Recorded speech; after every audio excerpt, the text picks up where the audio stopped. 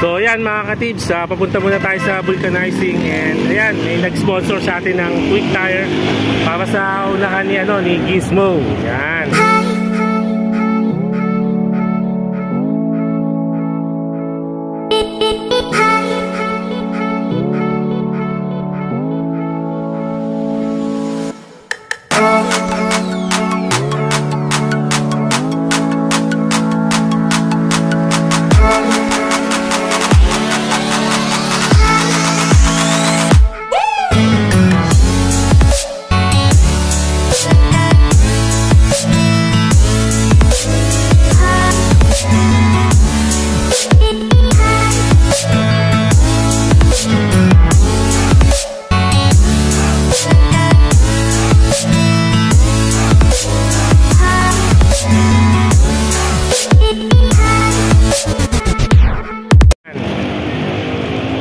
So pupunta muna tayo sa vulcanizing at palitan lang natin yung gulong natin. So hindi ko dala yung yung action cam ko, yung helmet. So naka half face lang tayo, kaya ito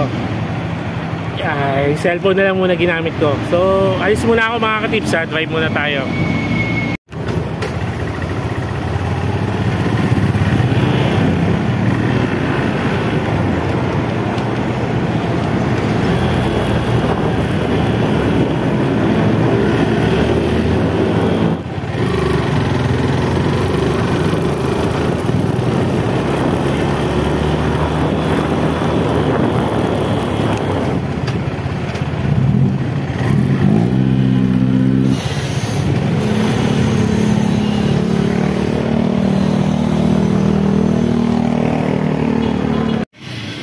So yan mga ka-tips, so magkapalit na tayo ng gulong natin.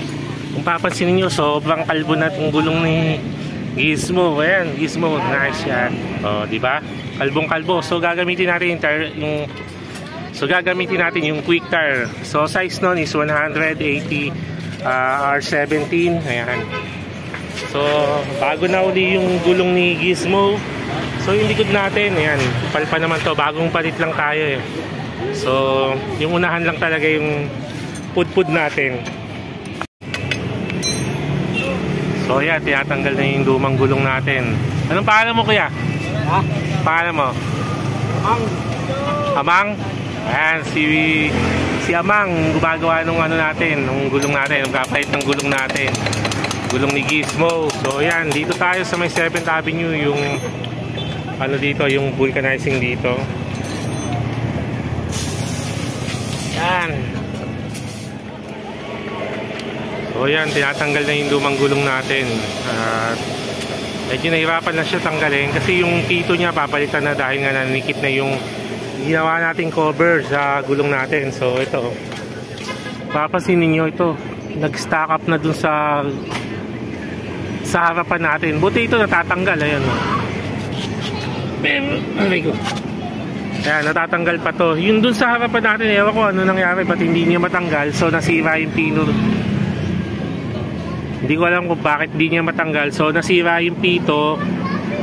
Ayan, kaya papalitin tayo ng pito doon.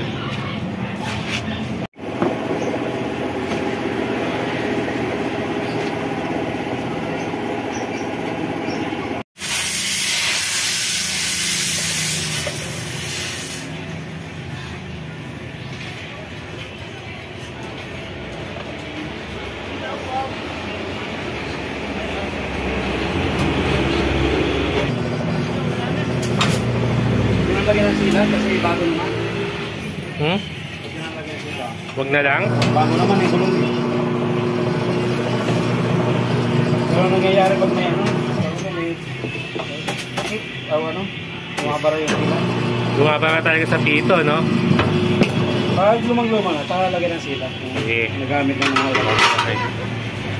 So yun mga ka-tips, mas advisable daw huwag na munang lagyan ng sealant kasi bago naman yung goma natin. Yan, makapal pa. So pag manipis na lang, tsaka na tayo mag-sealant. Kasi nakakabara yung sealant ng sa pito natin, nakakasira. Yan. So yan mga ka-tips, nakakabit na yung bago nating gulong. So salamat ulit kay Kaya Tips, yung sponsor natin. Yan. So yan, kinakabit na ni Amang yung gulong natin mga ka-tibs. Yan, ready na uli. Pwede na uli tayo bumiyahe na malayo. Bago na yung gulong natin eh. So yung mga tropa natin yan, mga nagyaya umalis sa mga rides. So yan, makakalis na uli tayo.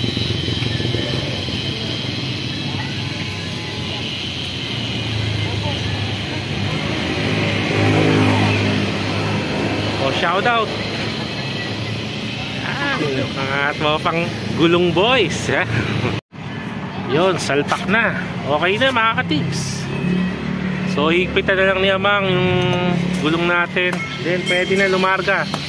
So yan, okay na naman. Ayos na naman si Gizmo.